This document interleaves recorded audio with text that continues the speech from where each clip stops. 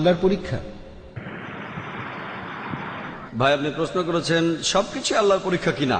আমাদের জীবনটাই পরীক্ষা।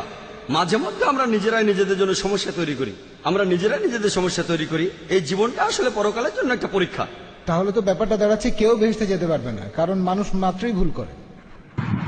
ভাই, আপনি বললেন যে কেউ তাহলে বেহেশতে যেতে পারবে না, কারণ মানুষ মাত্রই ভুল করে। আমি একমত, মানুষ ভুল করে, প্রত্যেক মানুষই ভুল করে। আর এই জন্যই নবীজি বলেছেন, আল্লাহ সুবহানাহু ওয়া তাআলার করুণা আর দয়া ছাড়া কোন লোক বেহেশতে যেতে পারবে না। আমার লেকচারে সে কথা বলেছি যে আমরা মানুষরা ভুল করি, কিন্তু আল্লাহ সেটা মাফ করে দিচ্ছেন। তিনি গাফুর, তিনি রাহিম, তিনি করুণাময়, তিনি পরোপকারী, তিনি এই লোকদের মাফ করে দেন। তবে তিনি কিছু নিয়ম কানুন মেনে চলেন। আর আল্লাহ, তিনি এমন কিছু বলেন না যে তুমি দেখতে ভালো তাই মাফ করে দিলাম, তুমি দেখতে খারাপ তাই মাফ করলাম না। আল্লাহ মানুষের জন্য আইন কানুনগুলো বলেছেন কোরআনে। সবকিছুই কি